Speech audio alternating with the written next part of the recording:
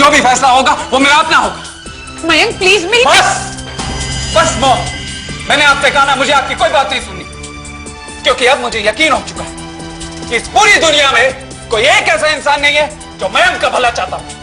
कोई नहीं, नोबडी।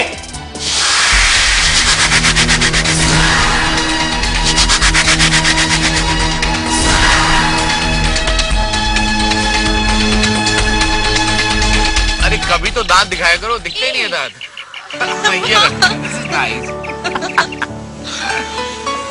साहिल, तुम हमेशा मुझे ऐसे ही प्यार करोगे? एक शर्त पर, तुम्हारे प्यार में अगर कभी कमी नहीं होगी तो।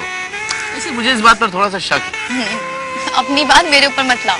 भाई, जिस इंसान को जीने की तमन्ना होती है वो अपनी धड़कनों को कभी काबू नहीं रख सकता। देख लो, छू के देख। मैं तो बस ऐसे ही कह रही थी। वैसे मैं भगवान से यही दुआ करती हूँ कि जुदाई का एक सप्ताह बस बिना किसी मुसीबत के कट जाएंगे। हाय तनु, हाय साहिल। हाय। तुम यहाँ? क्या मैं बैठ सकती हूँ? ये भी कोई पूछने वाली बात है? बैठो ना। तुम लोग ये तो नहीं सोच रहे हो कि मैं कबाब में हड्डी बन चुकी हो? जी। I'm joking, please, please. Thank you. Thanks. Rini, मैं अपने दुश्मनों से इतना डर गई हूँ कि अपने आसपास अपनों को ही देखना चाहती हूँ। साहिल, तुम इसे समझाते क्यों नहीं हो कि अब ऐसी बातों का वक्त नहीं है? तुम्हें लग नहीं रहा मैं ज्यादा थका हुआ हूँ? सिर्फ इसी वजह से, क्योंकि तब से समझा ही रहा हूँ इसे। हाँ, वो तो दिख ही रहा है। सीरियसली तनु, पुरानी बातों को भूल जाओ। तुम्हारे सामने पूरी जिंदगी पड़ी है।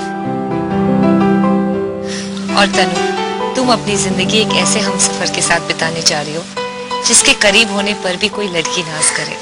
You're so lucky.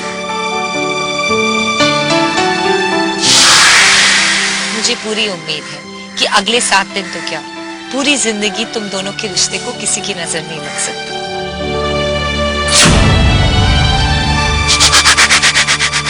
So don't worry. नहीं, तुम हमारे बारे में ये सोच रखती हो, ये सुनकर बहुत खुशी हुई। लेकिन हर कोई हमारे बारे में ये सोचने लगता है, खासकर मयंक। वो तो ये सोच रहा होगा कि बल्कि इस वक्त भी वो हमें अलग करने की तमन्ना में ही घूम रहा होगा।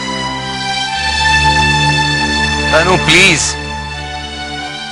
मैंने तुम्हें बोला है ना, मुझे मयंक का जिक्र तक पसंद नहीं है। साहिल, सफर में निकले हुए इंसान को ये कभी नहीं भूलना चाहिए कि उसके रास्ते में कांटे भी हो सकते हैं। लेकिन तुम ये क्यों भूल रही हो तनु कि तुम्हारा हमसफर मैं हूं, और हम अपने इस सफर में किसी भी आने वाले कांटे को उखाड़ कर फेंक देंगे, साथ में मिलकर। ये वादा है मेरा।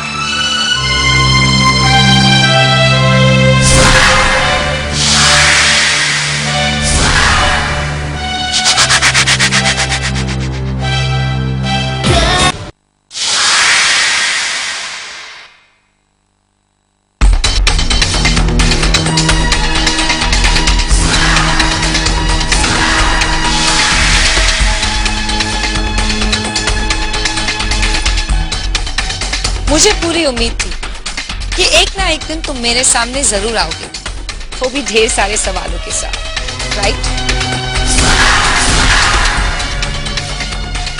तुम्हारी एक उम्मीद तो सही निकली, आज मैं तुम्हारे सामने खड़ा हूं।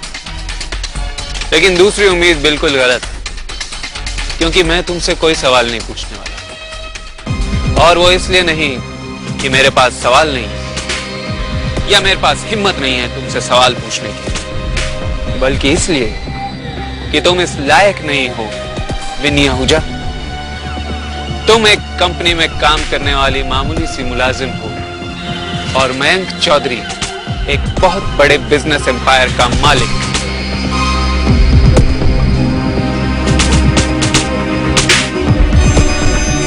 फिर भी पता नहीं क्यों इस वक्त तुम्हारे चेहरे पे साफ लिखा है कि इस मामूली एम्प्लॉय के सामने तुम्हारा कद कुछ छोटा पड़ गया। मयंक चौधरी का कद इतना ऊंचा है कि उसे कितना भी काट दिया जाए तुमसे ऊंचा ही रहे।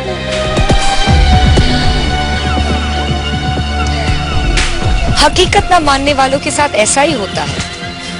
अगर तुम पहले से इस बात को मान लेते कि साहिल समुद्र में उठे तूफान में डूब तो सकता है लेकिन ज्यादा वक्त के लिए नहीं, तो इस वक्त तुम्हें इतनी तकलीफ ना होती। विनी, तुम ये भूल रही हो कि तुम्हारा साहिल समंदर का साहिल नहीं, वो सिर्फ एक मामूली नदी का साहिल है। और नदी की धारा जब बढ़ती है तो ऐसे साहिल को अपने साथ बहा ले जाती है।